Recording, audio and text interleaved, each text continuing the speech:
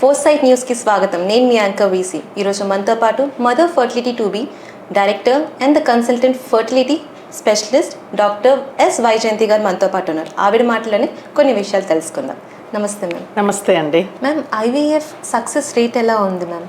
వచ్చే ప్రతి ఒక్కరికి ప్రెగ్నెన్సీ కన్ఫర్మేషన్ మ్యామ్? ఓకే, ఈ ఐవీఎఫ్ అనేది ఏంటంటే మనకి ప్రతి సైకిల్కి పర్సంటేజ్ సక్సెస్ అని చెప్తుంటాం. ఈ ఐవీఎఫ్ అంటే కొన్ని సక్సెస్ అనేది కొన్ని కారణాన్ని ఆధారపడి ఉంటుంది. ఫస్ట్ అండ్ ఫార్మోస్ట్ ఏంటంటే ఏ క్లినిక్కి మన ట్రీట్మెంట్కి వెళ్తున్నాం. రెండు ఫ్యాక్టర్స్ ఉంది ఇక్కడ.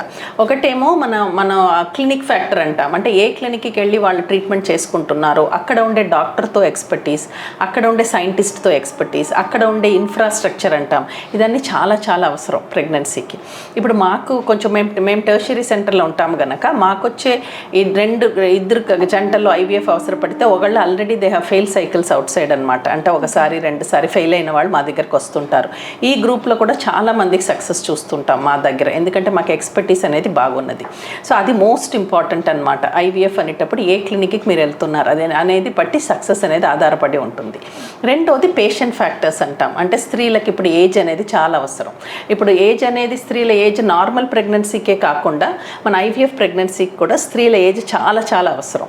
ఇప్పుడు యంగర్ ఏజ్ విమెన్ అంటే 33 years కింద ఉండే వాళ్ళకి మన ఐవీఎఫ్ చేసినట్టయితే రిజల్ట్స్ చాలా బాగుంటుంది.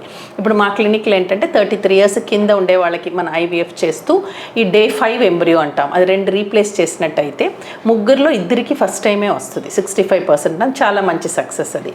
కానీ ఏజ్ పెరిగినంతకాలం సక్సెస్ అనేది తగ్గిపోతుంది, ఐవీఎఫ్లో కూడా తగ్గుతుంది. సో ఇది చాలా స్త్రీలకు తెలియదు అనమాట. వాళ్ళు అనుకుంటారు ఐవీఎఫ్ ఏ టైంలో వెళ్ళినా మనకు సక్సెస్ ఉంటుందని. అది కరెక్టే కాదు. ఏజ్ అనేది చాలా చాలా అవసరం. ఇప్పుడు ఇదే 2 మంచి ఎంబ్రియోస్ మన 40 years old వాళ్ళకి పెట్టినట్టయితే 25% రిజల్ట్ ఉంటుంది. సో స్త్రీల ఏజ్ అవసరం. రెండోది ఏంటంటే ఎంత కాలం వాళ్ళు ప్రయత్నం చేశారు. యూజువల్గా 10 years 15 years అట్లా ప్రెగ్నెన్సీ లేదని వస్తుంటారు. వీళ్ళకి యూజువల్ సీరియస్ ప్రాబ్లమ్స్ ఉంటాయన్నమాట. అదే కాకుండా ఎందుకు గురించి వీళ్ళకి ఐవీఎఫ్ మనం సజెస్ట్ చేస్తున్నాం. కొన్ని స్త్రీలకి ఏంటంటే ఎండోమెట్రియోసిస్ అనే ప్రాబ్లం ఉంటుంది, లేకపోతే పువర్ ఈక్వాలిటీ ఉంటుంది కొన్ని స్త్రీలకి. ఇందువల్ల అన్నీ కూడా మన రిజల్ట్స్ అనేది అఫెక్ట్ అవుతుంది అనమాట. సో ఇదన్నీ కొన్ని కారణాలు అనమాట. సో ఐవీఎఫ్ చేయాలన్నా కూడా కరెక్ట్ ఏజ్ ఉండాలి. ఏజ్ ఎక్కువైనంత కాలం సక్సెస్ తగ్గుతుంది అనమాట. ఇప్పుడు ఫీమేల్స్కి జెనెటిక్ డిసీజెస్ కావచ్చు, బీపీ, షుగర్ ఇలాంటివి ఉన్నప్పుడు కూడా ఈ ప్రాసెస్కి వాళ్ళు రెడీగా ఉండొచ్చు అన్నారు. అవును, బీపీ ఇప్పుడు యూజువల్గా మన ఐవీఎఫ్ స్టార్ట్ చేయ ముందు బేసిక్ అసెస్మెంట్ చేస్తుంటాము, హెల్త్ కూడాను.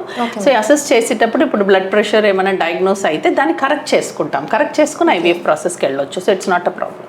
So if female have a thyroid problem, ఒకవేళ థైరాయిడ్ ప్రాబ్లం ఉంది అప్పుడు కూడా వాళ్ళు ఈ ప్రాసెస్కి రిస్క్ అంటారా, లేకపోతే వాళ్ళు సేఫ్ సైడ్గా తీసుకోవచ్చు? ఓకే, ఈ థైరాయిడ్ అనేది మనకి ప్రాసెస్కి కాదు ఇంపార్టెంట్, మనకి ప్రెగ్నెన్సీకి ఇంపార్టెంట్ థైరాయిడ్ అనేది.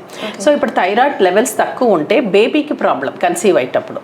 అందు గురించి థైరాయిడ్ కరెక్షన్ చేసుకునే మనం ఫర్టిలిటీ ట్రీట్మెంట్ మొదలు పెడతాం అనమాట. సో ఇదన్నీ ఇనిషియల్ పార్ట్లో మనం అసెస్ చేసుకుంటాం, ఆ తర్వాత మొదలు పెడతాం. ఇప్పుడు కొంతమందికి మిస్ క్యారేజ్ అవుతుంది, అలాంటి వాళ్ళు కూడా ఈ ప్రాసెస్ ప్రిఫర్ చేయవచ్చు ఫర్ ద సెకండ్ అటెంప్ట్కి? అవును, మిస్ క్యారేజ్ అనేది యూజువల్గా ఒకసారి మిస్క్యారేజ్ అయితే అది క్రోమోసోమ్ ప్రాబ్లం అంటాము. అంటే ఆ బేబీలోనే ప్రాబ్లం ఉన్నది క్రోమోసోమ్ పరంగా. అది ఎగ్ నుంచే రావచ్చు, స్పర్మ్ నుంచైనా రావచ్చు. ఈ క్రోమోసోమ్ ప్రాబ్లం వల్లనే ఇప్పుడు మిస్క్యారేజ్ అయ్యే 10లో 9కి దానివల్లనే అవుతుంది అనమాట. కానీ చాలామంది అనుకుంటారు నేను ట్రావెల్ చేసాను, నేను అది వేరే పదార్థం ఏంటి పపాయ తీసుకున్నాను, లేకపోతే నేను సరిగ్గా రెస్ట్ తీసుకోలేదు, ఇందువల్ల నాకు స్ట్రెస్ ఉన్నింది, ఇందువల్ల ప్రెగ్నెన్సీ పోయింది అనుకుంటారు. అది చాలా కరెక్ట్ కాదు. యూజువల్గా 10లో 9 మిస్క్యారేజెస్ అనేది జెనెటిక్ క్రోమోసోమ్ ప్రాబ్లమ్స్ వల్ల జరుగుతుంది అనమాట. సో అందు గురించి మనం ఏంటంటే ఒక్క మిస్క్యారేజ్కి మనం పెద్దగా దానికి టెస్ట్లు అట్లా ఏం చెయ్యము, రీఅష్యూర్ చేస్తాం.